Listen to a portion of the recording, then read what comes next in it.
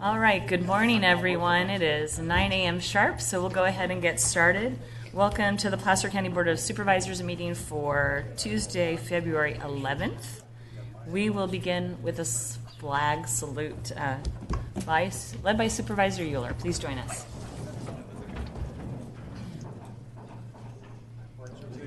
To the flag of the United States of America, and to the republic for which it stands, one nation, under God, indivisible, with liberty and justice for all.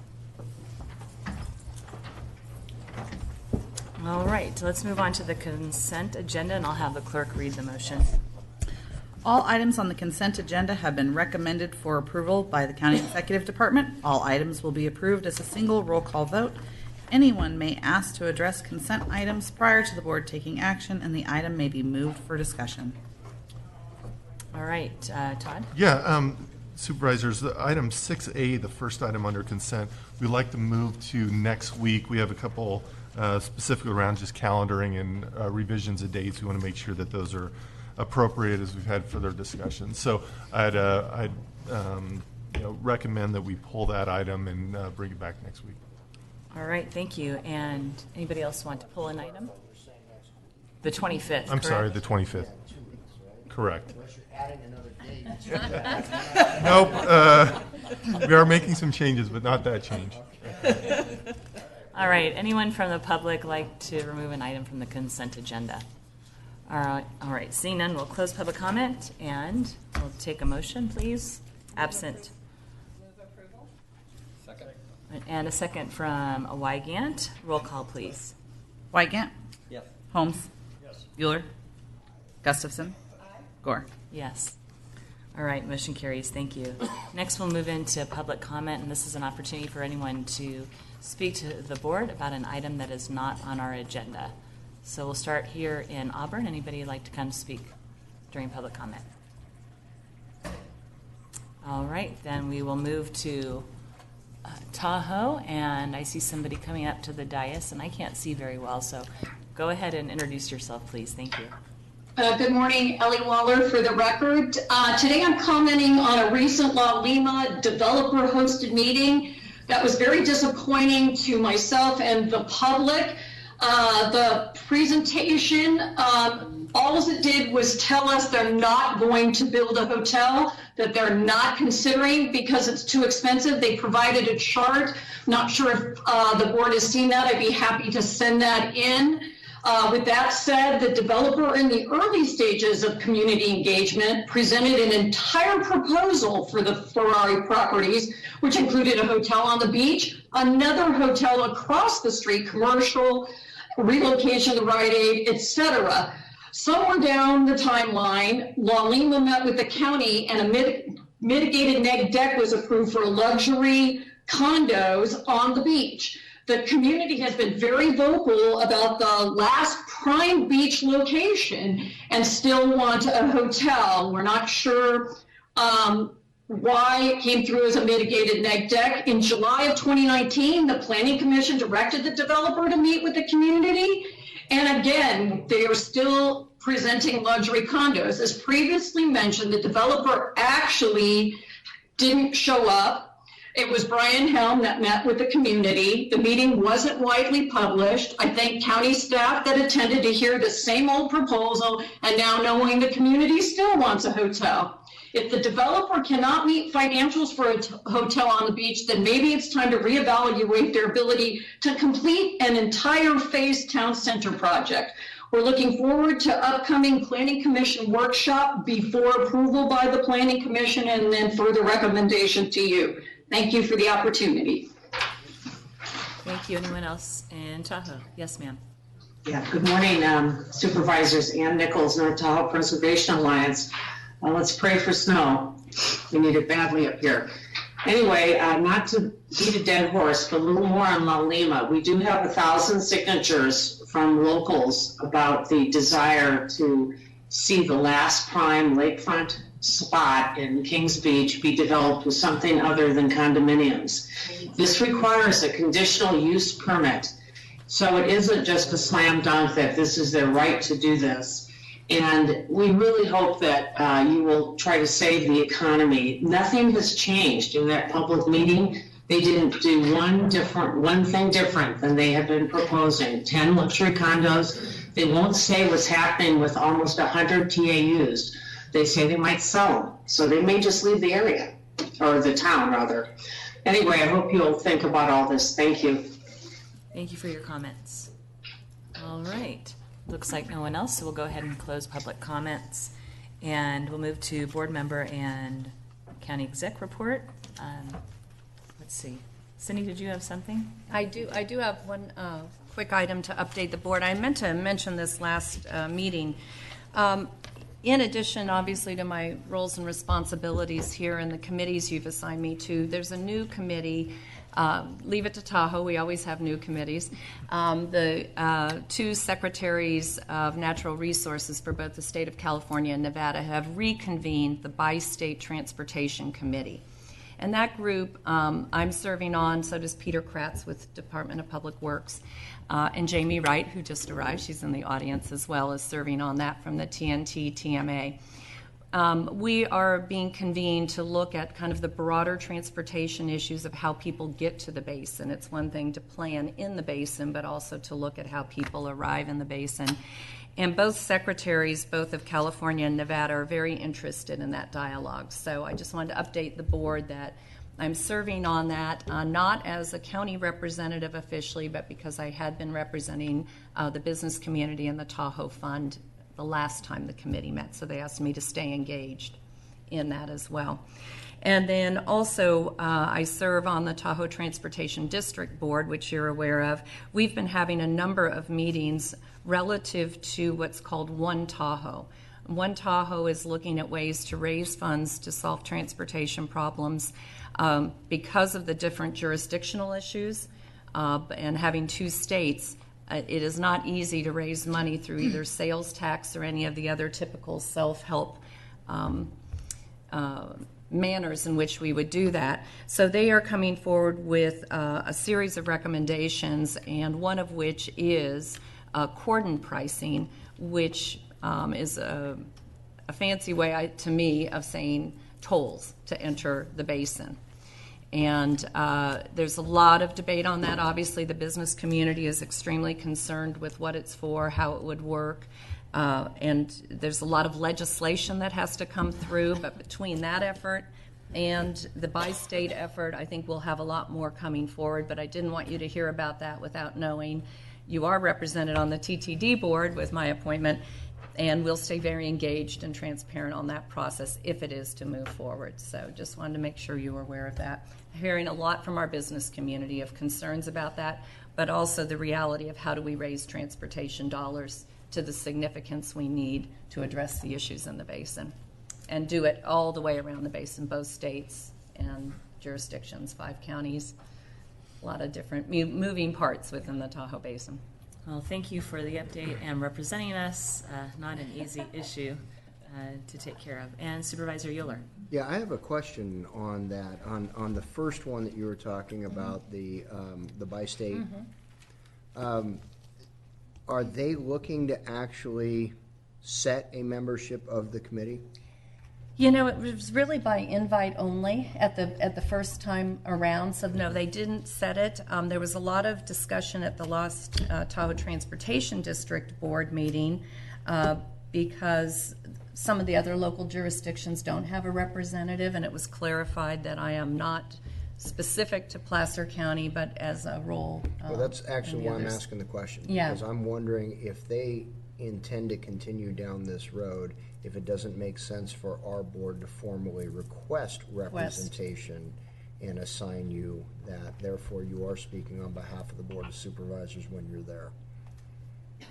I will check. Okay. I will find out what the protocol is on that, if the secretaries are open to that suggestion. Okay.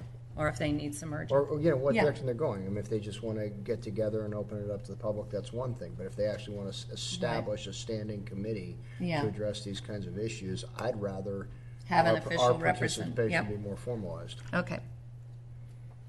Because you need one more committee. Yeah.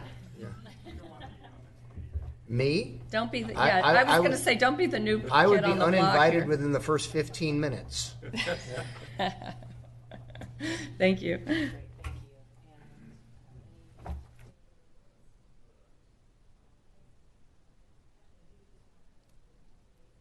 Trap Club, we're Oh, yes. hoping, why don't you give a date? We're hoping to move the, Yeah, so you'll see this as part of the reason why we wanted to pull off the consent item. We are looking at bringing the Trap Club appeal item on, it would be March 9th. Monday, March 9th is what we would do. We're working on what date and in terms of what time on that date, but I think with the information we have and working with the appellant, I think the timing will work out good. great, thank you, so we will. We'll You make will, sure you will people have know. that date, yep. All right.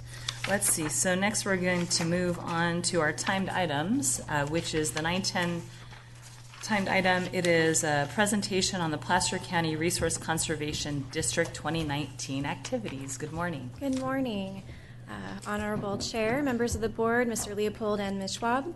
I'm Melissa McGee with your Placer County Executive Office, here to introduce Sarah Jones, the District Manager of Placer County Resource Conservation District, and her Landowner Assistance Natural Resource Coordinator, Madison Easley, who will be providing your board with a mid-year update regarding the activities of the district in 2019, regarding resource conservation activities in the community, as well as performance of their duties in accordance with our contract with them for fiscal year 1920.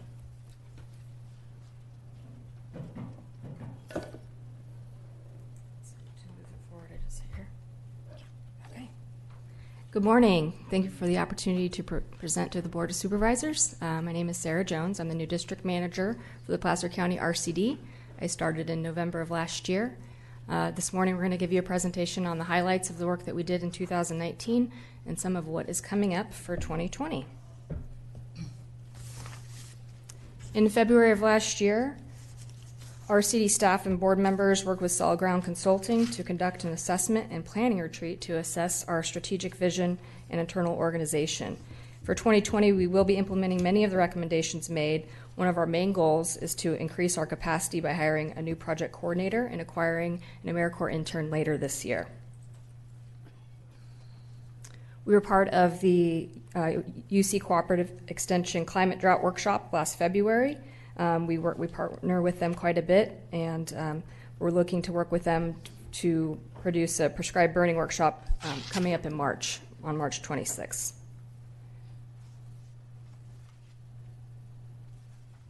Our staff continues to work with the Placer County landowners to give technical assistance, rain or shine.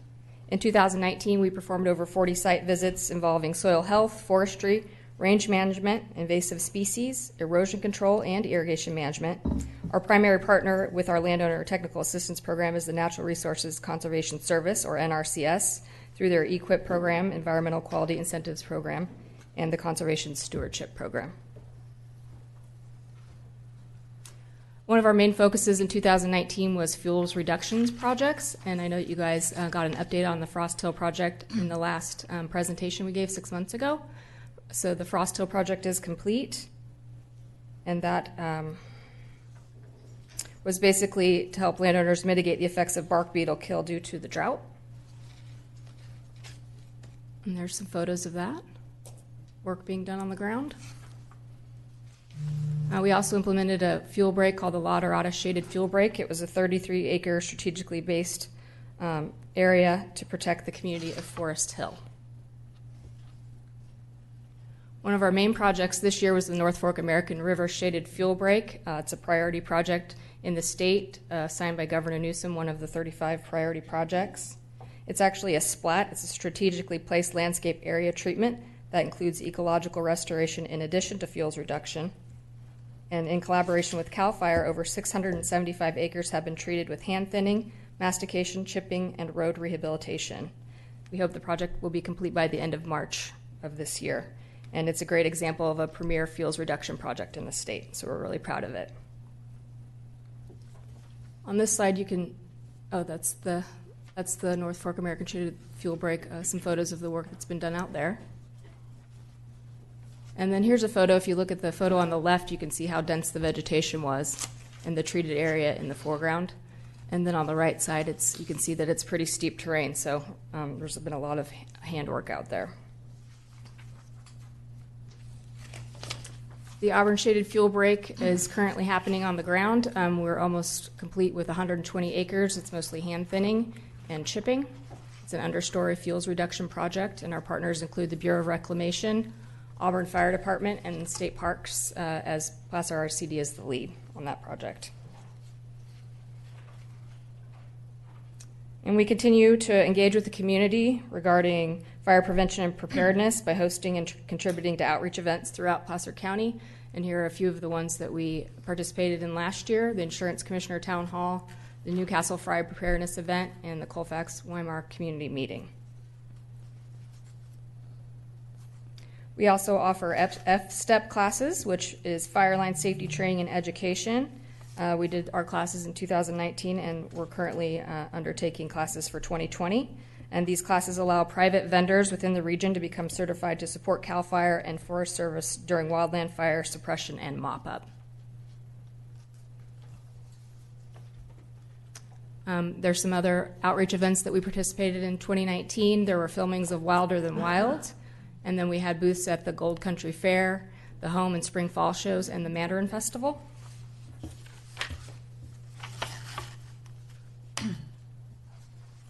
We hosted 2 workshops with the National Fire Protection Association workshop for assessing wildfire hazards near home ignition zones, and that's to teach residents about defensible space and home hardening.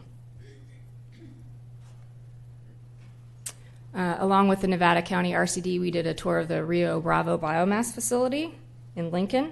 It's a critical component of dealing with the woody biomass from the record number of fuels reduction work and tree mortality in the state.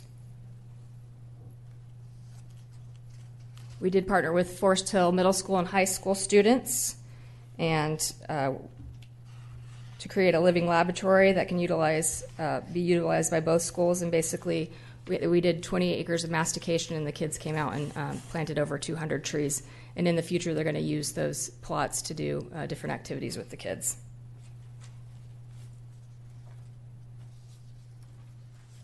And here's some of the photos of that work.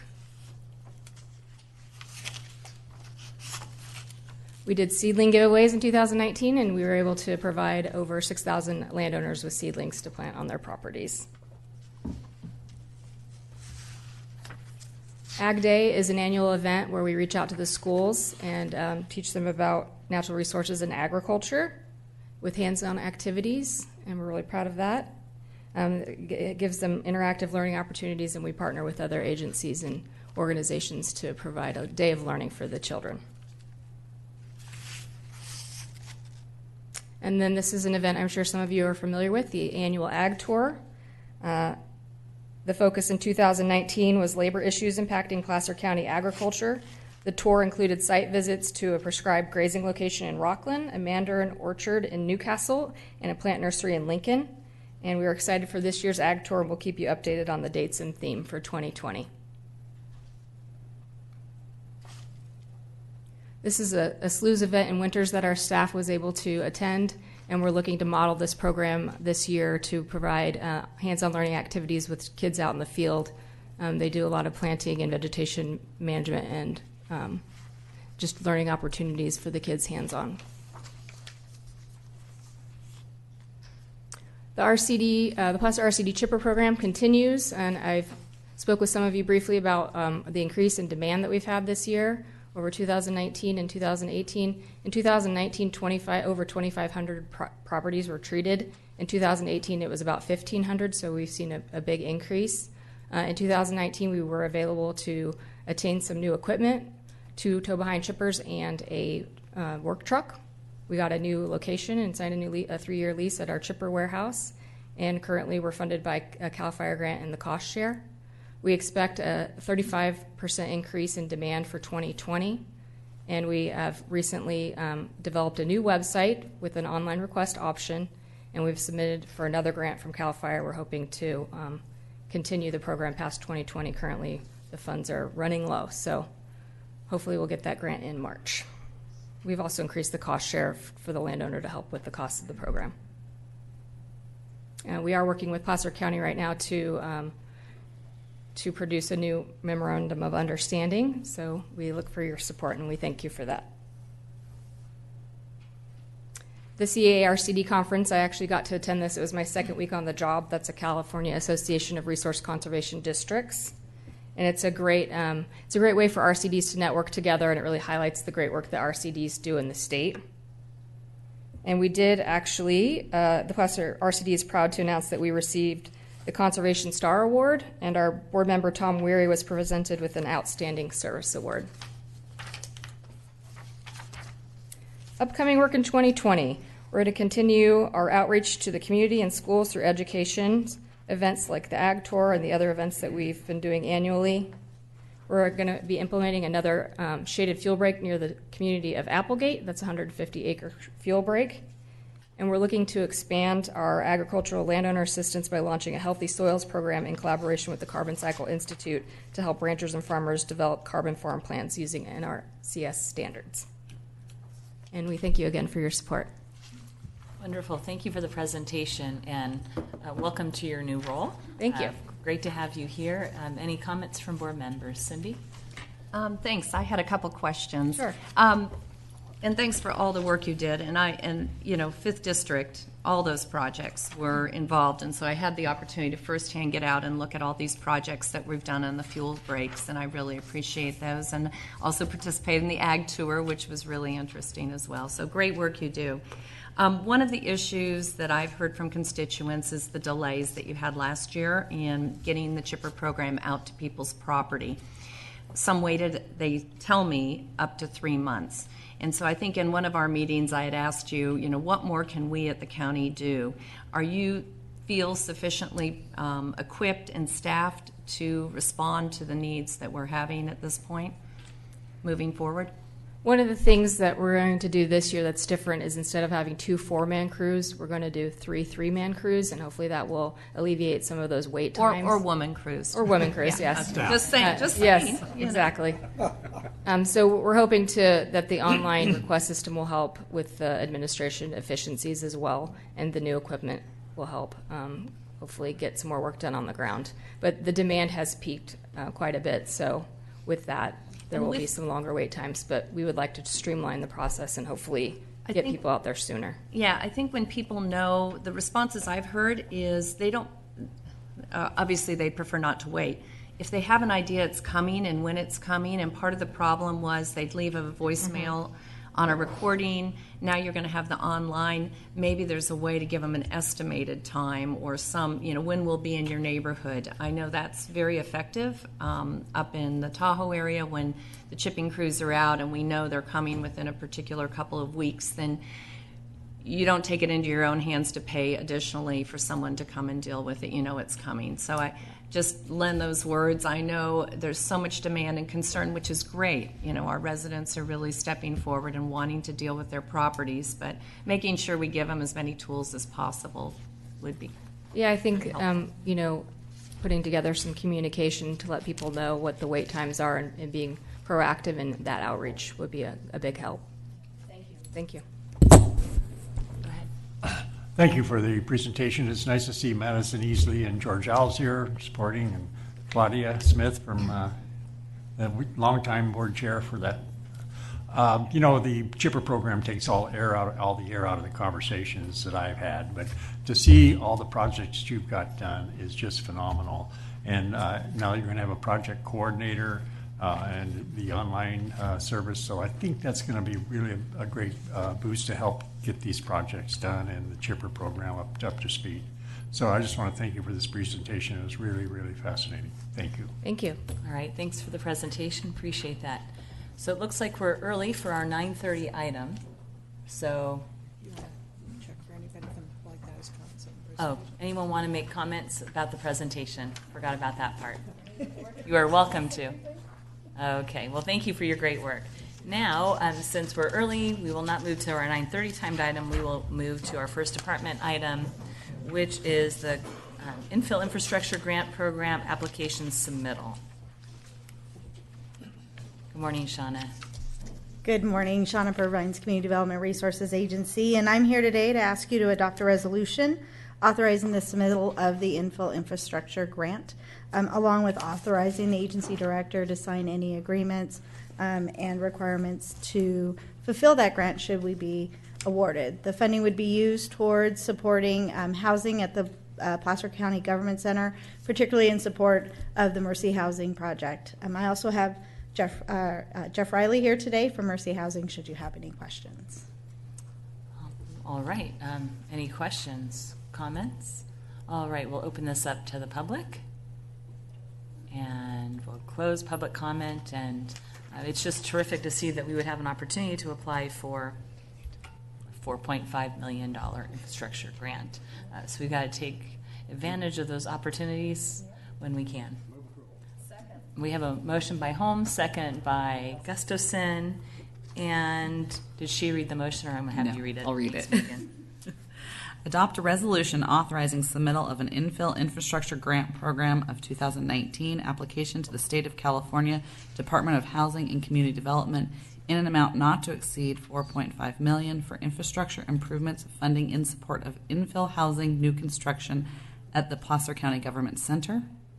Authorize the agency director to enter into, execute, and deliver a State of California standard agreement for the requested amount not to exceed $4.5 million, as well as any and all other documents deemed necessary or appropriate to evidence and secure the IIGP grant, the county's obligations related thereto, and all amendments thereto. All right, may I have a motion? Or did we already do that? Sorry, can you tell I have a little bit of a cold? All right, so all those in favor signify by saying aye. Aye. Opposed? And motion carries. Thank you. All right, well, we're still a few minutes ahead of time, so I'm looking for our HR folks to take care of item 5A and 5B. And maybe somebody can let them know that we're ready for them instead of moving to 9:30. I don't yet have. Okay. Next time I'll text them. There she is. Terrific. Sorry, Kate. Next time I'll text you, but I don't have your cell phone number, so. Well, good morning. Thank you, Madam Chair and members of the board. I have 2 items to present to you this morning. The first is related to updates to classifications to the Client Services Program Series and Kennel Attendant. Is that the one we're on? Yes. Okay. Correct. We just level set here. So this morning I'm requesting introduction of an ordinance to update our schedule of classifications and compensation, as well as our allocation of positions, to reflect new titles for this series, as well as the kennel attendant. At the request of HHS, HR reviewed the subject classifications to ensure they accurately describe the work performed and the titles are consistent with industry standards. As a result of the review, minor updates to the specifications were proposed, along with a new title, along with new titles using a standardized reference to Health and Human Services and Animal Care. Because they're more familiar in the industry, HHS expects better results with recruitment efforts because people are going to be more familiar and notice those job postings. The proposed changes to the classified specifications were approved by the CSC at its January meeting, and the unclassified spec was updated by the CEO. There are no proposed changes to salaries or allocations, so the request before your board is to update our ordinances to reflect the updated titles only. And I'm available for any questions. Great, thank you, Kate. Any questions from board members? We'll open this up to the public. Any comments from the public? And we'll bring it back to the board. Second. Motion by Holmes, second by Wygant, and all those in favor signify by saying aye. Aye. Opposed? No abstentions. Motion carries. Great. Thank you, Kate. Welcome. And why don't you go ahead and just take item B as well? Okay. And that way you can move on with your day. Thank you, Madam Chair, and members of the board. Again, Kate Sampson with the Human Resources Department. This item is requesting introduction of an ordinance amending the schedule of classifications and compensation to reflect updated salaries for classifications subject to Measure F other associated law enforcement classifications, and confirming board member salaries under Section 207 of the county charter. By way of background, Measure F was passed by the voters of Placer County in 1977.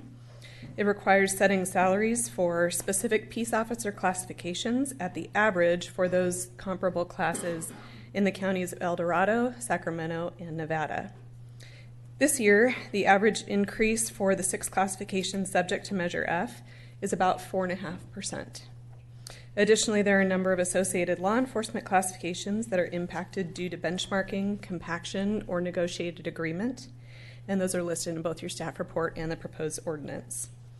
Similar to the Measure F process, the Placer County Charter was updated by the voters in 2014 with Measure B, and now requires annual adjustment of board member salaries to an average of the same 3 counties. In applying that formula, the salaries for the Board of Supervisors will be adjusted by 2.75%. Since this is a required annual process, the adopted budget for fiscal year 1920 does incorporate estimated salary increases for impacted classifications.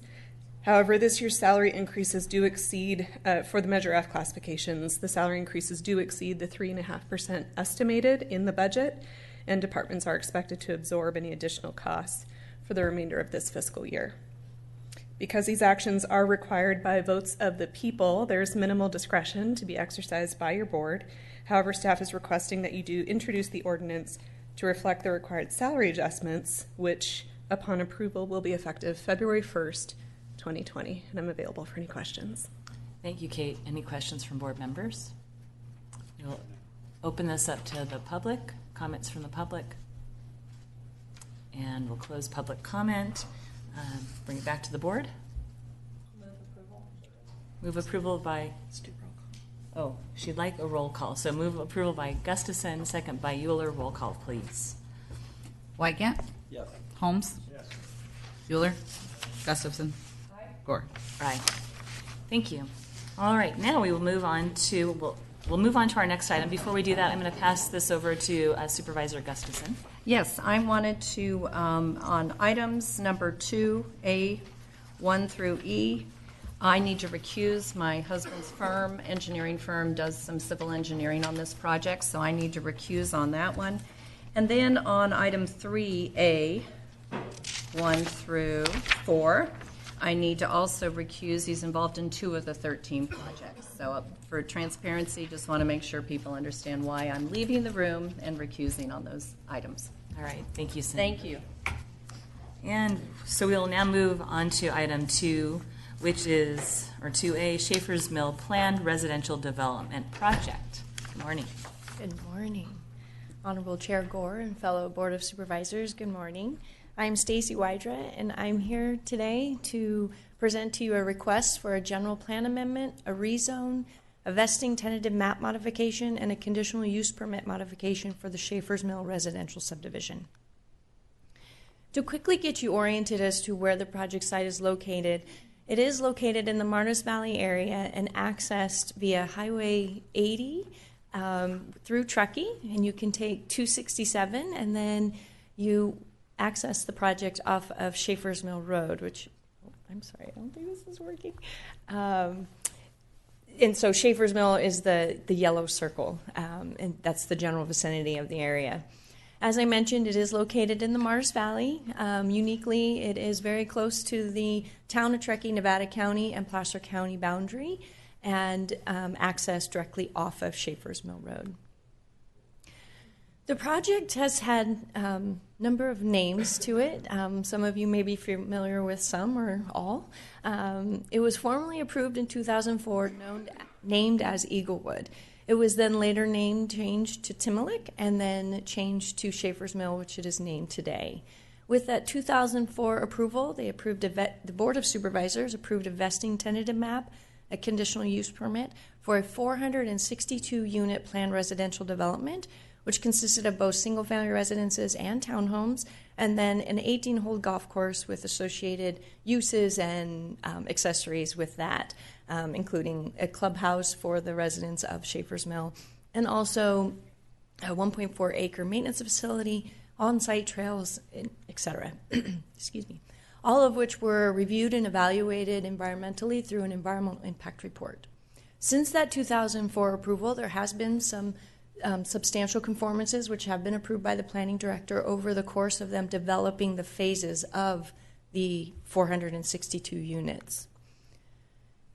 Since the approval, 328 lots have been recorded, and during the development of each phase, specifically with phase 2C, the developer came to the county and came with a proposal that to reduce the original approval of that phase, which was for 28 townhomes, to allow for 14 single-family residential lots. At that time, the townhomes just weren't warranted or economically feasible. So they asked the planning director to consider the reallocation of those 14 single-family lots. Similarly, with phase 3B, one lot was eliminated when they designed all of the lots within that phase, which is located along G Court. And so as a result of these modifications, there were 15 lots remaining. And these 15 lots remaining continue to be within that 462 units that were approved for the planned residential development. But to ensure that those 15 lots that were removed from phase 2C and phase 3B, the applicants came to the county and asked for a lot agreement, in which we signed with them, that would acknowledge the recovery of those 15 residential lots elsewhere within the subdivision. This is the approved vesting tentative map. I apologize for the grittiness. This was the print back in 2004, but at least it just gets you a general idea of the 462 units. Majority of the townhome lots are to the north, and then single-family residential lots are scattered throughout. The project proposal before you today consists of two components: the relocation of 8 residential lots and the relocation of Lot F, which is the maintenance and operations facility. Specifically, the 8 residential lots is proposed along the western side of the subdivision boundaries, and then Lot F is on the eastern side of the subdivision boundaries. And I will break each one down throughout my presentation. As I mentioned, the lot agreement, there were 15 lots that were essentially allowed to be recovered, and they have been recovered throughout their phases of development that they have been proposing. And we're now down to these 8 residential lots, which are proposed before you today. But this is just a map to show you where lots came from and where they've gone. Again, all contained within the subdivision boundaries, and again, not to exceed the 462 units that was originally approved in 2004. So the first component is the relocation of the 8 residential lots, and they are requesting a general plan amendment, which would require, or what the request is, to redesignate the existing forest 40 to 60 acre minimum designation to low density residential 1 to 5 dwelling units per acre, which would match the existing designation directly across the street, which is Tarn Circle, of this approved subdivision. Similarly, the rezone request is for the existing open space aircraft overflight zone district be changed to residential single family, combining district airport overflight, 20 acre minimum planned development, 1.5 dwelling units per acre. Again, to match exactly those residences that are approved across the street. Should the relocated residential lots be approved and allowed to be placed within the open space area, the development standards of these lots will also have to be adhered to relative to setbacks, height, coverage, but also, and probably most importantly, the overall subdivision with the planned residential development requires an open space requirement of 20%. Today, the entire subdivision has an existing open space requirement of 61%, and should these relocated residential lots be approved, we would drop down by 1% and we would maintain a 60% open space requirement, so still well within the open space allowances. Moving on to the second component, the Lot F relocation. So originally Lot F was proposed in the middle, essentially, of the subdivision behind behind single-family residential lots that were proposed. A long access road would have had to been built to provide access to this maintenance and operation facility. And the new owners took a look at that and said, you know, this area might be better suited if we move it more to the eastern side of the subdivision boundaries. And with this proposed relocation, there is no general plan amendment or rezone in that they are moving them both from an open space designation and zoning designation of open space to the same designation. So for the Lot F maintenance and operations facilities, relocation just involves a vesting tentative map modification and a conditional use permit modification. Should the Lot F maintenance and operations facilities be approved to be relocated, they too would have to come to staff with a design review application. This slide here is just a conceptual site plan of what could possibly be built there. So the applicants would have to present to the county the design standards, so setbacks, height, landscaping, lighting, all the elements relative to a design review for positioning this maintenance and operation facilities in its location. This location would be better served in that it would provide access off of Schaefer's Mill Road and then also provide access directly to the golf course, which is directly behind it. Excuse me. As I mentioned earlier, there was an EIR that was certified with the original project named Eaglewood. And with the project that we have before you, we do have to do an environmental analysis, and it was determined that an addendum was the appropriate environmental document for the project that was proposed in front of us. And an addendum is appropriate when there has been a previously approved EIR, changes or revisions are proposed, but that also that the circumstances surrounding the project have changed, but no new significant impacts have been identified or substantially more severe environmental impacts. One of the items of the addendum, and was also mentioned in public comment, was relative to the wildlife corridor impacts. And the original EIR did consider this wildlife corridor that is located along the subdivision boundaries. And the project, or excuse me, the EIR was also reviewed at a project level and a cumulative level. And so our consultants who are here today evaluated that wildlife corridor impacts from the original together with the addendum and concluded that the mitigation that is existing with the EIR and then rolled in as a condition of approval that would prohibit perimeter fencing. So in other words, that would further reduce the wildlife corridor if perimeter fencing would be constructed. So therefore, the addendum concluded that that mitigation needs to remain and ensure that there are no impacts to the wildlife corridor.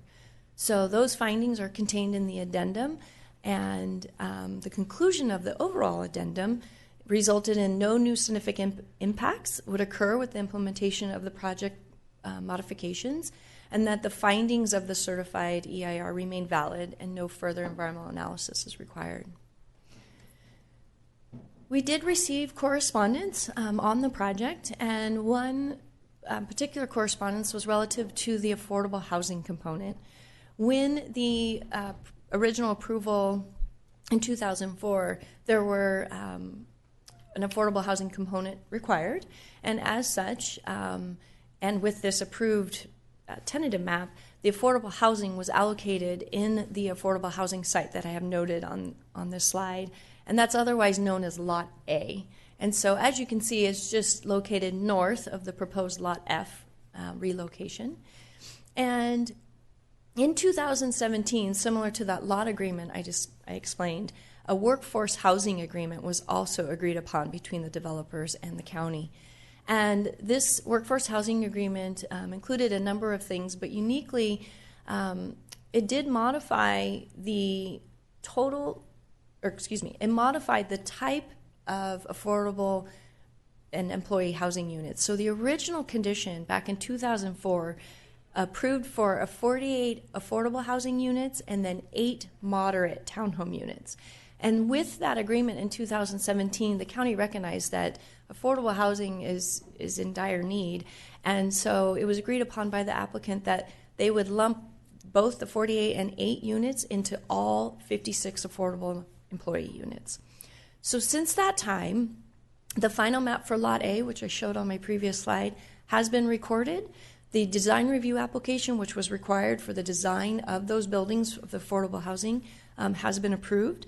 The improvement plans and grading plans for the on-site infrastructure, roads, utilities improvements, and so forth are under review with county staff, as are the building permits. They have been submitted and are currently in plan check.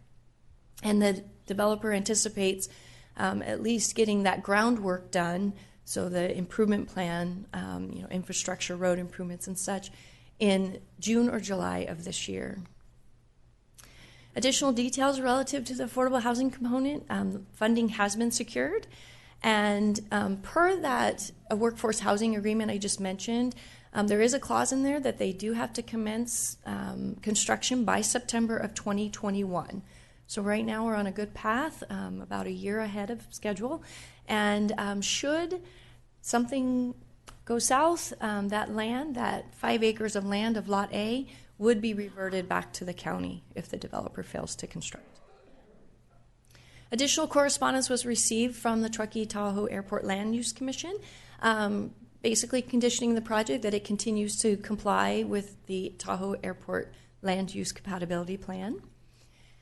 And the Development Review Committee is requesting that the Board of Supervisors take the following actions on this project. Adopt a resolution approving an addendum to the certified final EIR and mitigated monitoring reporting program pursuant to CEQA. Adopt a resolution to amend the Martis Valley Community Plan land use diagram from open space to residential. Adopt an ordinance to rezone the Schaefer's Mill project site. Approve the Schaefer's Mill vesting tentative subdivision modification, subject to the findings and conditions of approval of the staff report, and also approve the conditional use permit modification for the Schaefer's Mill Plan residential development, also as modified by the conditions of approval in the staff report and supported by the findings. So with that concludes my presentation, and I am happy to answer any questions you may have. Great, thank you, Stacy. Appreciate the report. Questions from board members? Supervisor Holmes. Thank you for the presentation, Stacy. I don't have any questions. All my questions were answered when we met, and you spent detailed time explaining the process, and I'm pleased to see the adoption of the affordable housing element into that. So thank you again for your presentation. All right, seeing no other comments, we'll move to public comment. So anybody first in Auburn wish to speak to this item? All right, how about in Tahoe? Good morning again, Ellie Waller for the record. My only question today is, Shauna Provine still available to possibly provide an update on the funding that was reported back at the Planning Commission, which I also attended. And it's nice to hear after 15 years of this project that the affordable component is going to at least break some ground. It's a little unsettling to hear that if something happens and it doesn't get built, it's not a good thing, and that other homes there should not be able to be built until such time that the affordable component, again, it's been 15 years and the tentative map has been filed and 328 units are already on the ground. Thank you for the opportunity today. Thank you, appreciate it. Anyone else like to make a comment from the public? All right, and yes, and come on up in Auburn. Hi, Wally Auerbach representing New Martis Partners. We're totally comfortable with the staff report as written and the conditions of approval. Just wanted to get that on the record, and I'm happy to answer any questions you have about the project as well. But we don't have a presentation as we are quite comfortable with the staff report. Great, so I'll ask a question, Sure. Which I appreciate the updates on the affordable housing. Mm-hmm. The intent would be that the area affordable housing portion would be graded this summer. Is that correct? And then hopefully being built next year? Yeah, all the improvement plans have been submitted to the county, building permits have been submitted to the county, so everything is teed up at the county level to go through plan check, and the intent is to break ground this year. Where exactly we'll break ground, whether it's on the site or on the road or utilities, we're still working on that. You've done all this work. Your intent is to make sure Absolutely. that those affordable housing units are built. And I think that that's Absolutely. what the public is concerned about. As I look at this, actually, and Shauna can share about funding being secured, which I wasn't aware of, which is great. But there are a couple of, I guess, sticks in the agreement that would say, hey, y'all need to get your work done. Oh, yes. Right? Okay. Yeah. Terrific. Thank you. Any other questions for Wally while he's up here? Karen, did you want to make a comment? Yes, I just wanted to, before Shauna comes up, the one item that wasn't mentioned but is important about the affordable housing lot is there is a deed restriction recorded on it for workforce housing. Great. Thank you. Shauna, come up if you would and talk about the funding that's been secured. Sure. Good morning, Shauna Purvines, Community Development Resources Agency. So the funding that's been secured for this project was a combination of the Affordable Housing Sustainability Grant, which is the cap and trade dollars that was actually awarded last year, and then this year a 4% tax credit was secured in combo with that AHSC grant. And so, as was explained, once that was awarded, we go into this about 180-day period where we must get all the building permits and be ready for construction to actually act on those awards. So we are underway. Great. Thank you for the update. Any other comments from the public, either here or in Tahoe? All right. Thank you. We will close public comment. Any other comments from board members, or what is the will of the board? I'll go ahead. Or how about if I have the clerk read the motion, and then we'll go from there. We have to take each of these items individually, so we'll start with A1A. Adopt a resolution approving the addendum to the certified 2004 Eaglewood Environmental Impact Report and Mitigation Monitoring and Reporting Program, prepared pursuant to California Environmental Quality Act, supported by the findings set forth in the staff report and said resolution. Second. Motion by Euler, second by Wygant. All those in favor? Aye. Opposed? Adopt a resolution to amend the Martis Valley Community Plan land use diagram to modify a 5.63 acre portion of assessor parcel number 080-061-033-000 from forest 60-240 acre minimum to low density residential 1.5 dwelling units per acre, subject to the general plan amendment found in the staff report and supported by the findings set forth in the staff report and in said resolution. Second. Moved by Euler, second Wygant. All those in favor? Aye. Opposed? Abstained. Motion carries. Adopt an ordinance to rezone a 5.63 acre portion of assessor parcel number 080-061-003-000 from open space to RS-B-X-A 020 acre minimum PD 1.5 residential single family combining district airport overflight 20 acre minimum planned residential development 1.5 dwellings per acre supported by the findings set forth in the staff report and in said ordinance. I'm not sure I understood. Could we ever read it? It's much better having her read it than me. Approval. Okay. Euler and Wygant, all those in favor? Aye. Opposed? And no abstentions. Motion carries. Approve the Schaefer's Mill vesting tentative subdivision map modification to relocate 8 single-family residential lots in the southwest corner of the development and relocate the golf course maintenance and operation facility, Lot F, from the 1.4 acre site centrally located within the development to a 2.12 acre site along Schaefer's Mill Road, subject to the modified conditions of approval and supported by the findings set forth in the staff report. Approval. All right, all those in favor signify by saying aye. Aye. Opposed? And no abstention. Motion carries. And finally, approve the conditional use permit modification to the Schaefer's Mill planned residential development subject to the modified conditions of approval found in the staff report and supported by the findings set forth in the report. Move approval. Second. Euler and Wygant, all those in favor? Aye. Opposed, and motion carries. Thank you very much. Appreciate the staff report. Okay, go ahead and keep building more housing. That's a good thing.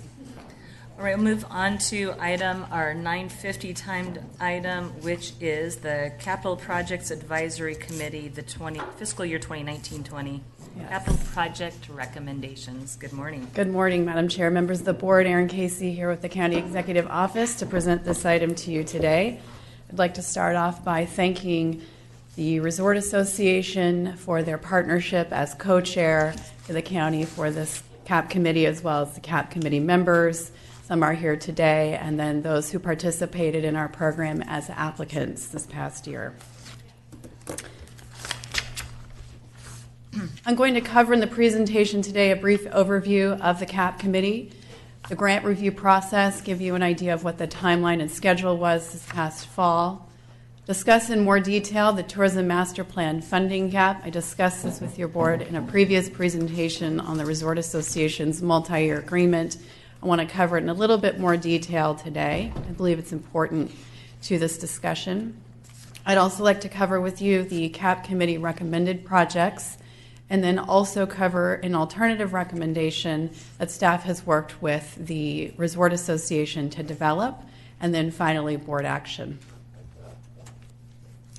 The Capital Projects Advisory Committee, or the CAP Committee as we refer to it, is co-chaired by Placer County and the North Lake Tahoe Resort Association. This grant cycle is the third cycle that the committee has undertaken, so they have some experience. A lot of the same committee members participated in the last round as participated in the beginning. So they've had some experience, a fair amount of learning as a result of that. There are 13 seats on the committee, and that includes representation from special districts, business associations. We have ski resort participation. And then the Resort Association does also appoint representatives, as does your board. The committee objectives include reviewing grant applications for capital projects, ensuring that those projects are consistent with the Tourism Master Plan and priorities outlined in that document. Also leveraging state, federal, and local matching funds. This is very important. TOT is the funding source for this grant program, and while we have a lot that we've been working with as a result of your board's action, it isn't going to be enough to cover the large capital costs, but it is an important source of funding, seed funding, or match dollars that contribute to our projects. And then hold public meetings to review projects and to further engage the community. All of the CAP committee meetings are public, and we rotate meeting locations throughout eastern Placer County to try and ensure broad community participation in the process. This past fall, fiscal year 19-20 grant cycle, I want to provide you with a little bit of detail on the schedule. The grant applications were released on August 30th, 2019, and those applications were then due on October 31st. We received 19 applications from the community, over $7.2 million in total requests. The ranking criteria that is attached to the staff report in the packet today was provided to the CAP committee, as well as community groups and members who would be applying for these funds, to provide them with guidance on what the committee would be looking for as they analyzed each project. The applicant presentations were held on December 12th, 2019. The CAP committee spent the day listening to various presentations from project proponents, answering questions, et cetera, and that also contributed to the CAP committee's decision-making process. And then the CAP committee reviewed the ranking results on December 14th of 2019. Fairly standard process for the committee at this point. This is a list of the CAP recommended projects. This is included, I believe, as attachment 2 in your board packet. In it, you'll see the rank number. So this is the listed in orders from the highest ranked project all the way to the lowest ranked project. You'll see that the project average is included. We've included the applicant for you, as well as the project name, and then the total TOT request and recommendation from the Capital Projects Advisory Committee. Also in your board packet is an attachment with detailed project summary for each of the projects included in the CAP recommendation. Subsequent to the CAP committee's action in December, There was some discussion between myself, Resort Association, and other community groups about the projects that were recommended. There were some concerns and issues that were raised, not about every project in that list, but about some of those projects. The concerns that were mentioned as it related to some of these projects included that there wasn't clear alignment with the tourism master plan, that the economic impact or support for tourism was unclear, that the return on investment specifically for planning projects was also of concern or unclear, and that it would be helpful to have more information to analyze these projects as they come forward. Committed funds for future project phases, particularly for projects that are in their planning stages. The anticipated cost to construct those projects is significant, and so questions around the commitments from other organizations, other groups to those future project phases was raised and discussed. The project was not connected to a regional strategy and not connected to a marketing strategy. Again, these are comments and feedback that I received from the Resort Association as co-chair, as well as to some CAP committee members and other community groups. Other considerations tied to this recommendation include the Tourism Master Plan project list that was updated. This is an important piece of information because it does, I think, color the alternative recommendation and reasons why we believe it's important to consider this alternative. There is over a $200 million gap to actually implement the Tourism Master Plan. So why this is important is because as we are recommending projects and making decisions, we have limited resources and funds. We have high priority projects, and we want to ensure that the process to vet those projects and recommend them to your board is as thorough and complete as possible so that we're bringing forward the highest priorities for the community, understanding that we have limited funds and resources to support them. That funding gap also does not include workforce housing. It doesn't include capital replacement costs, which are also extensive. So that's included in the presentation, just to note to your board that the funding gap is actually more significant than the $200 million referenced.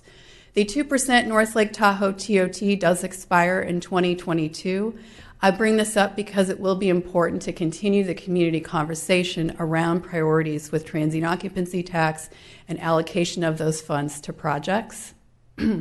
Long-range project planning and priorities would be needed. Currently, the program and the process that we have doesn't incorporate long-range planning into the program, so it's not a focus or it's not as high a priority for the committee members as it would otherwise be if it were included as part of the program.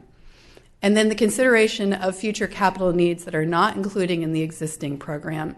There are needs for capital replacement or capital enhancement of existing facilities, and we need to have a conversation about the extent to which we want to invest in program projects or facilities like that. The alternative recommendation, which is outlined in my staff report and also in attachment 4 within the board packet, goes over this in more detail for you. The projects that have been recommended by the CAP committee in the alternative recommendation are separated into 3 groups, and so you'll see how that's outlined in attachment 4. Some of the projects will be recommended for funding today, and others will be placed on a temporary hold in this recommendation. The CAP committee would reassess the projects that I will recommend that your board consider placing on a temporary hold to address some of the issues and concerns that I referenced in my presentation. And the county and the Resort Association will collaborate with the CAP committee on this effort as co-chairs. I'd also like to mention to you that the Resort Association board took action on February 5th and supports the alternative recommendation as outlined in my staff report. Group 1 projects in the alternative recommendation. I am recommending today that your board approve the allocation of TOT funds to these projects.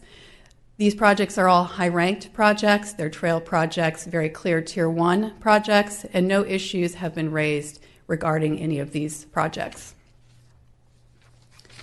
Group 2 projects, this focuses specifically on the Snow Sports Museum, and this should also include the stages.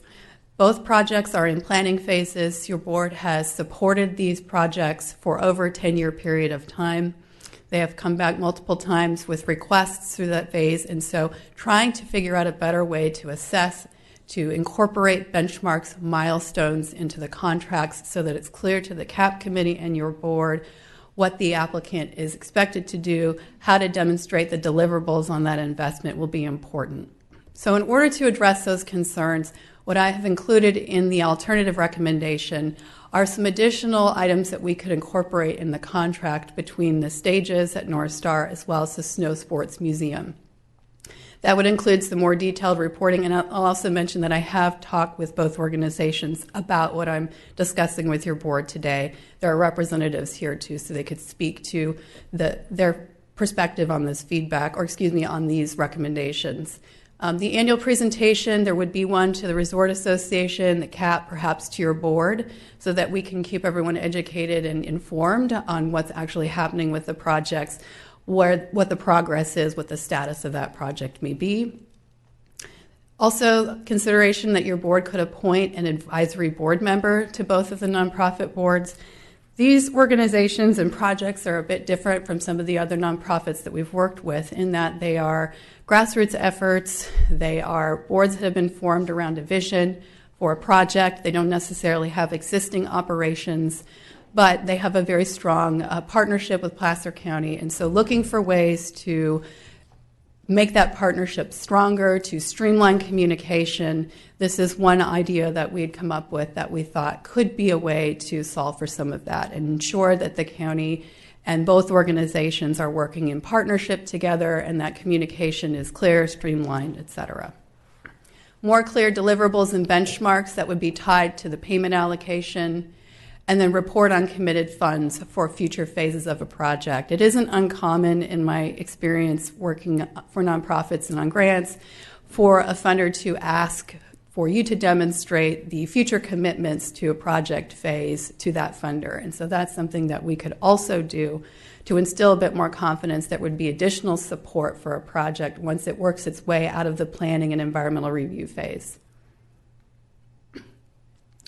Now, the Group 3 projects are the last few projects here in the document.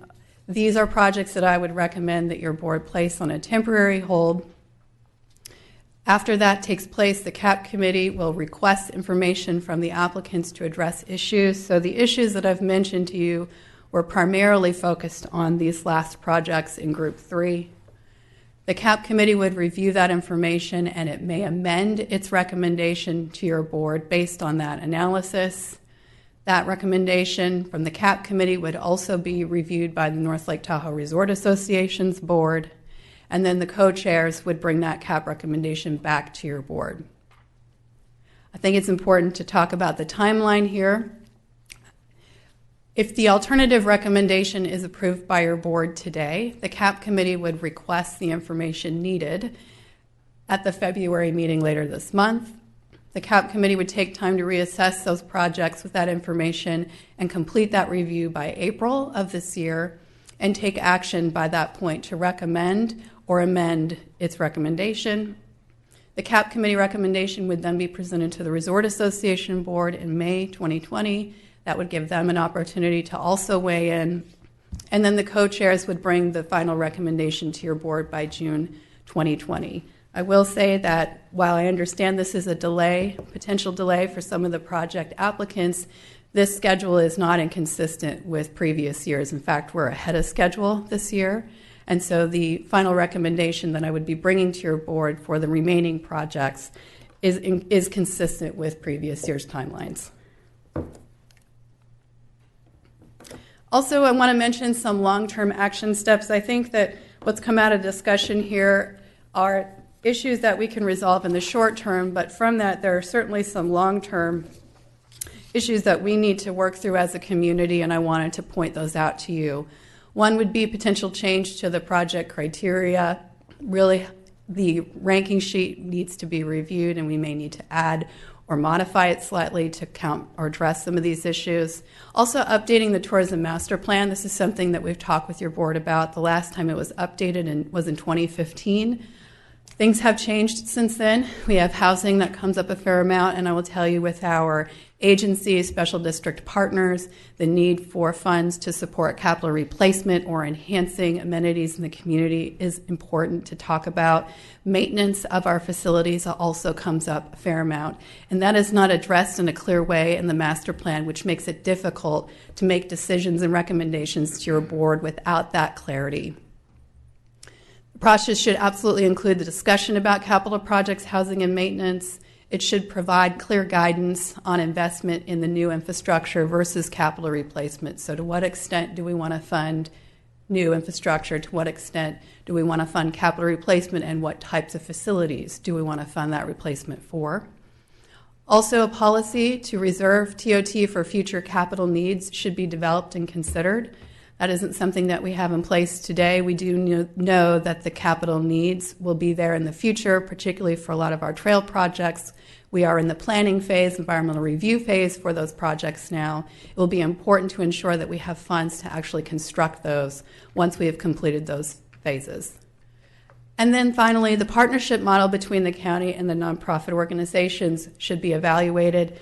We have been partnering, and I don't mean all nonprofits. It depends, I think, on the organization, but in the case of the Snow Sports Museum or the stages at North Star, two projects that your board has invested in for over a decade, looking at the partnership that we have now and analyzing it to see if there's a better model for the county working with these organizations.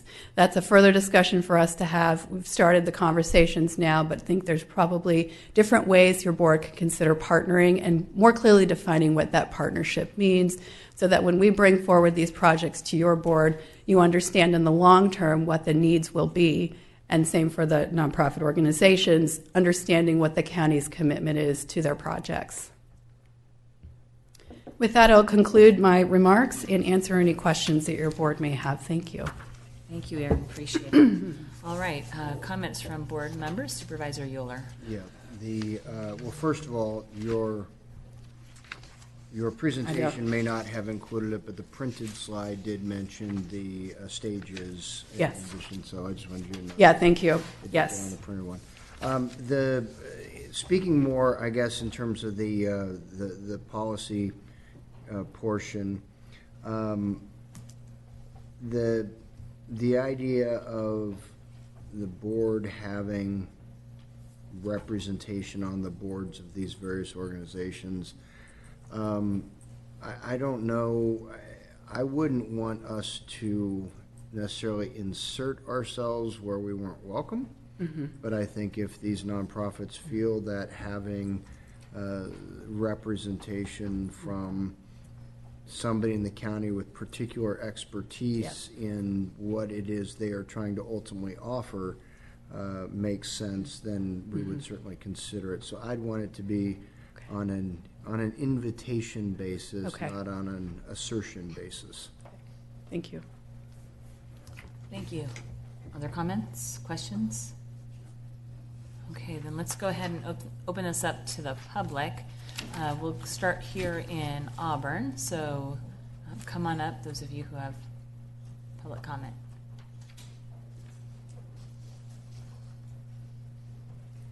Good morning, Madam Chair and members of the board. Jamie Wright. I am the Executive Director for the Truckee North Tahoe Transportation Management Association, but also previous Vice Chair and newly elected Chair for the Capital Investment Committee.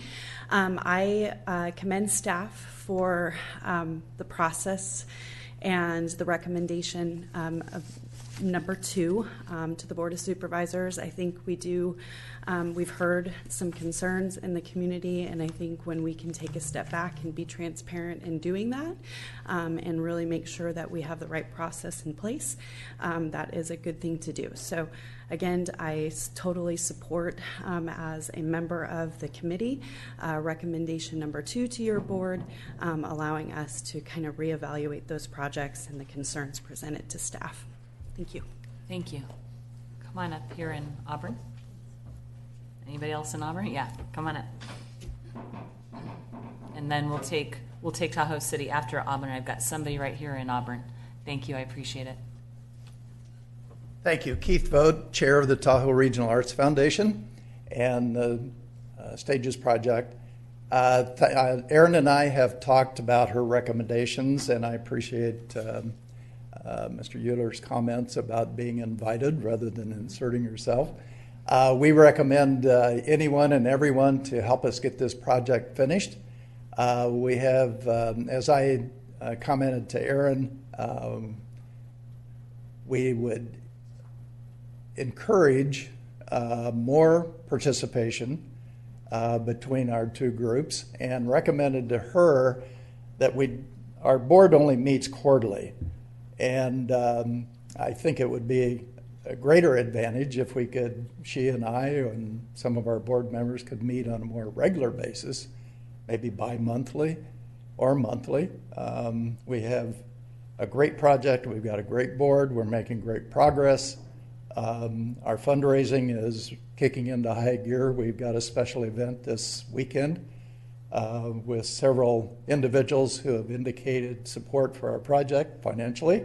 So we're looking forward to that. So thank you for your support in the past, and hopefully we can continue to move forward to bring this great project to fruition, and we can all enjoy the theater in Tahoe. Thank you. Thank you, Keith. Anyone else here in Auburn? All right, let's go ahead and move to Tahoe City. Come on up, please.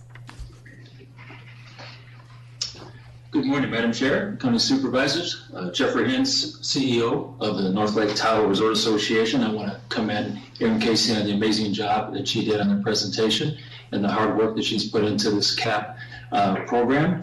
Our board met on February 5th, and our board agreed with the alternative recommendation made by Erin Casey and support this program very much. Thank you.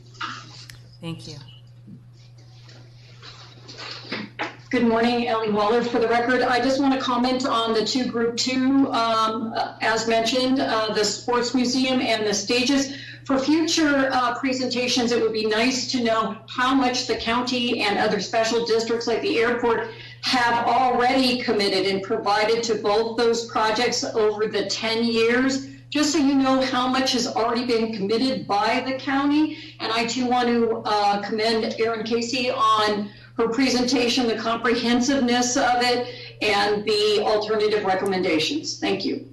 Great, thank you, Ellie. Anyone else from Tahoe? All right, we'll bring it back to our board for discussion. Any other comments?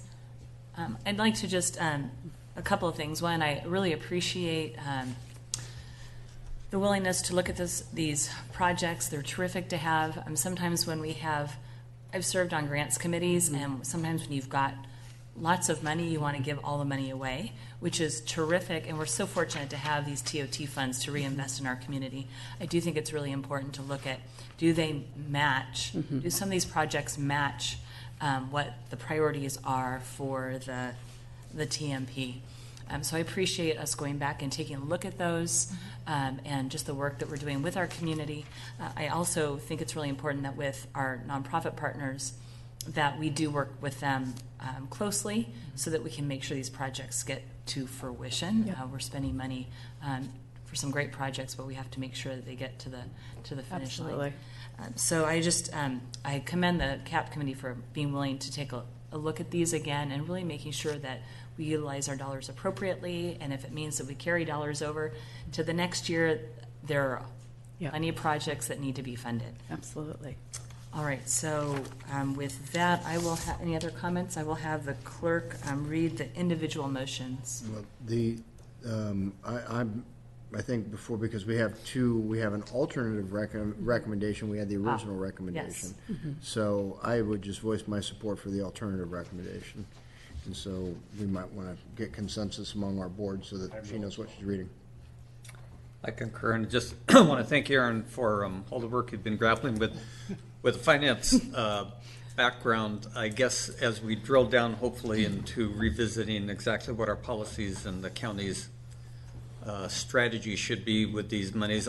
I've always thought of this component being sort of a reinvestment in the community that will help enhance all the tourism-based economic trends, which will generate more TOT tax revenues. So some of the things I think have always been kind of sort of no-brainer, if you will, projects, particularly the public works types of things, Right. trails specifically. We know that there's a huge demand for increases in those, and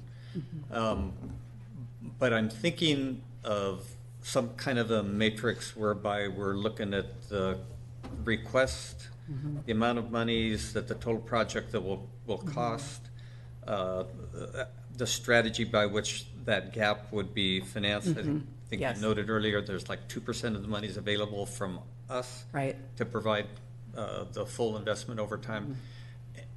And I see the role being somewhat for the speculative component, kind of like more of an investment type of perspective. Right. The board might be willing to invest some monies in something that's provocative and more risky, but somehow the matrix would winnow that out, and, Right. and it would be clear that we were doing that. The public would be clear as to what we were doing and why we were doing it. Absolutely. I think having a bigger picture view of a project and the future needs of that project and additional commitments would be helpful. And so absolutely I want to build that into the program so that when the committee is reviewing projects, they have that big picture view, and that can be also brought forward to your board as well. Thanks. Yeah. Great input. All right, and it sounds like we're coalescing around option number 2. So with that, now we can go ahead and have the clerk read the motion. Okay. So you received a staff presentation outlining the Capital Projects Advisory Committee for fiscal year 1920, recommendations to allocate transient occupancy tax funds to capital projects consistent with the Tourism Master Plan, and alternative recommendations from the CAP Committee co-chairs. That being said, the request is to approve the alternative recommendation and allocate up to $2,689,734.46 to TOT funds to 5 capital projects as identified and described in attachment 4 of the staff report, up to $760,000 for 2 capital projects with contract contingencies as also described in the staff report, and place a temporary hold on the remaining 6 projects. A motion, please. No, well, I can't make the motion. I need a motion. So moved. All right, Wygant and second Holmes. All those in favor? Aye. Opposed? Motion carries. Direct staff to work with the CAP. Do we need any of these second 2, Karen? You can put it Okay. take them together. Direct staff to work with the CAP Committee and the North Lake Tahoe Resort Association to reassess the remaining 6 projects and bring an amended recommendation to your board, and direct staff to prepare agreements for said TOT funds for capital projects approved by your board. So moved. Motion by Wygant, second by Holmes. All those in favor? Aye. All right, motion carries. Thank you so much. Very much for the work. Appreciate the hard work. And with that, we have no other items before our board, which is very unusual. So thank you very much. We will meet you all back here at the end of February, and the meeting is adjourned.